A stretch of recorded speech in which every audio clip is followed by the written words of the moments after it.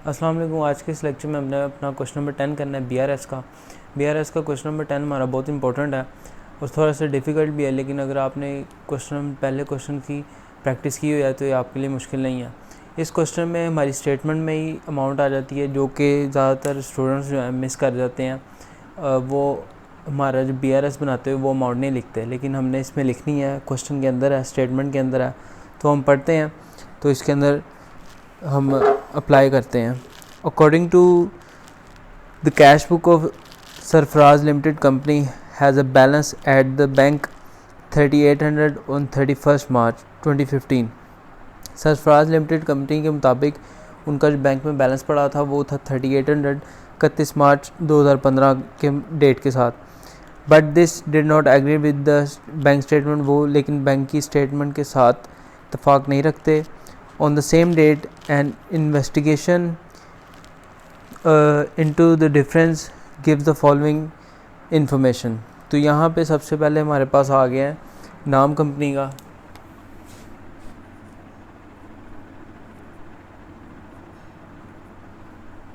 Sarfaraz limited company. यहाँ पे आप बैंक रिकन्सिलिएशन स्टेटमेंट लिखेंगे।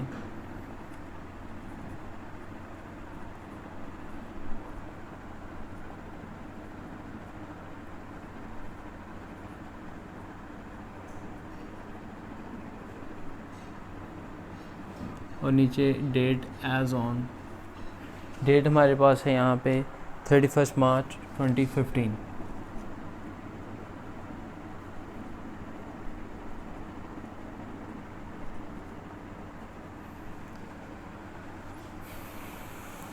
अब हमने जो स्टेटमेंट में अमाउंट लिखी हुई है वो हमें किस तरह पता चलेगा वो हमारी balance as per cash book है या पासबुक।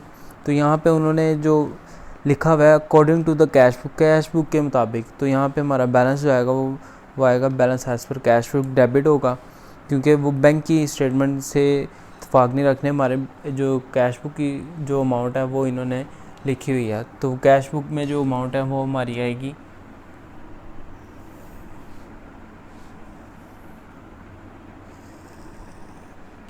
यहाँ पे अमाउंट आएगी, डिटेल और सीरियल नंबर।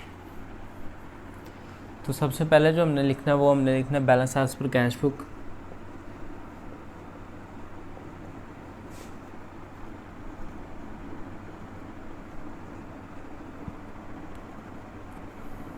डेबिट के साथ अमाउंट है हमारी 3800।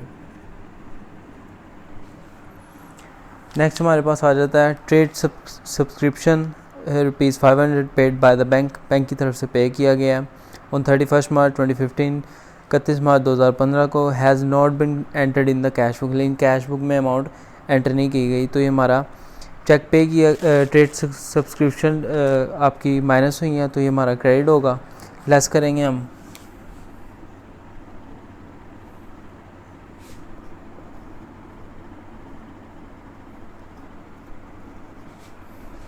यहाँ पे आप क्रेडिट लिखेंगे और 500 आप लेस कर देंगे।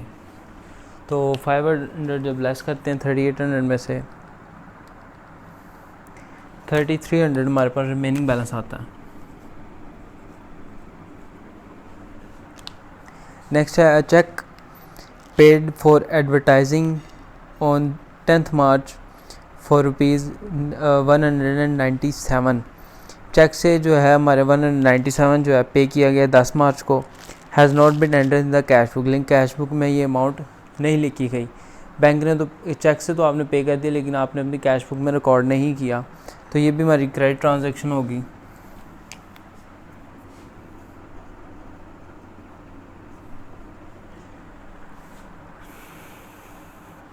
यहाँ पे आप लिखेंगे चेक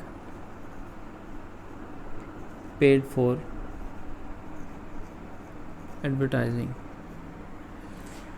क्रेडिट अमाउंटिंग 197। ये भी आप लेस करेंगे, डेबिट और क्रेडिट माइनस होता है। 3300 में से 197 हम माइनस करेंगे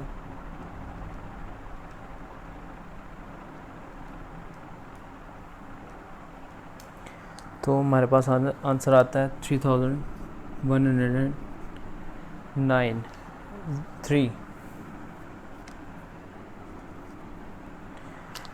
नेक्स्ट हमारा है cheque for ₹1100 send to the creditor जिससे हमने अपने चीज़ें उधार पे ख़रीदी होती हैं, उससे पैसे हमने भेजे हैं, चेक भेजा है हमने, सेंड किया है ऑन 30 मार्च 2015, 30 मार्च 2015 को। One not paid by the bank until 5 अप्रैल 2015, लेकिन बैंक की तरफ से आगे जो है पे नहीं किया गया, कोई भी रीज़न हो सकती है, 5 अप्रैल तक आगे उन्होंने पे नहीं किया, तो ये हमारा आ जाएगा डेबिट में, ऐड करेंगे इसे क्योंकि अभी तक आगे पे नहीं हुआ।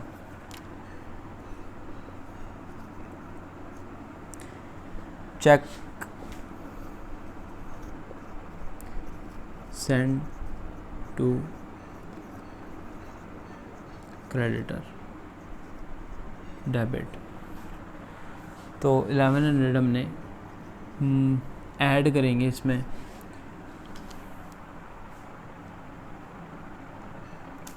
तो जब ऐड करते हैं हमारे पास आंसर आता है 4203, ये हमारा आंसर आता है।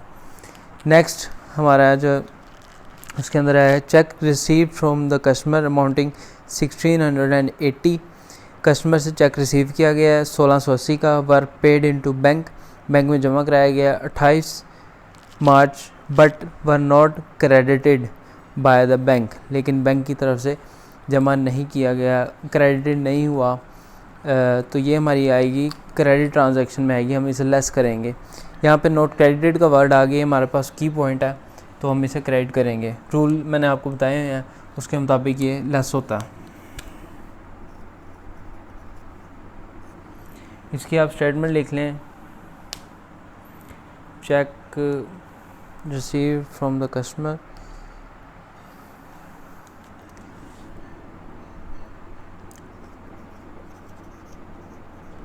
check received but not paid by the bank,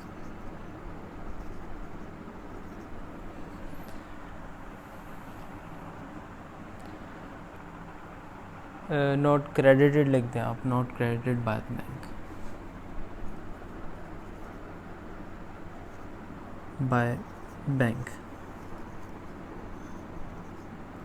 यहाँ पे आएगा क्रेडिट और ये हमारी अमाउंट माइनस होगी। कितनी अमाउंट है हमारी 1680, आंसर आता है हमारे पास 2523।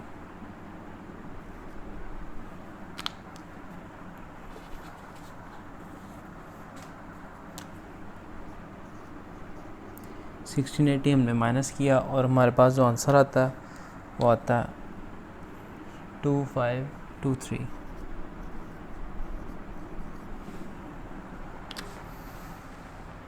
लास्ट है हमारे पास interest on investment collected by the bank की तरफ से कलेक्ट की गई है 300 rupees, not yet recorded in the cash book, link cash book में आपने रिकॉर्ड नहीं की, तो ये हमारा डेबिट होगा।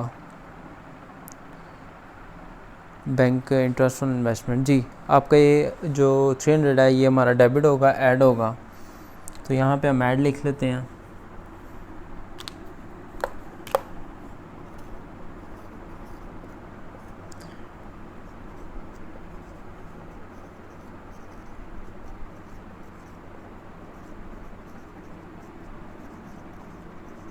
इंटरेस्ट ऑन इन्वेस्टमेंट आप स्टेटमेंट लिखें और इसके साथ डेबिट,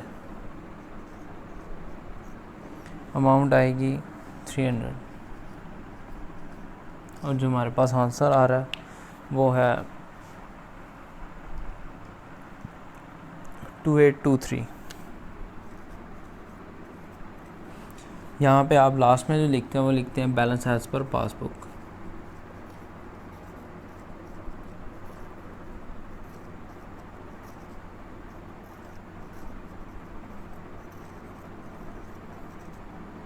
पासबुक और साथ में क्रेडिट लिखेंगे आप। ये था हमारा क्वेश्चन नंबर 10, बहुत ही इम्पोर्टेंट क्वेश्चन है। इसके अंदर आपके तकरीबन सारे जो प्रॉब्लम्स हैं वो कवर हो जाती हैं, लेकिन सारे क्वेश्चन जितने भी हैं वो सारे इंपॉर्टेंट हैं, उन सबको देख के समझ के करना पड़ता है। तो ये था हमारा क्वेश्चन नंबर 10। आज के लिए इतना ही। अल्लाह हाफ़िज़।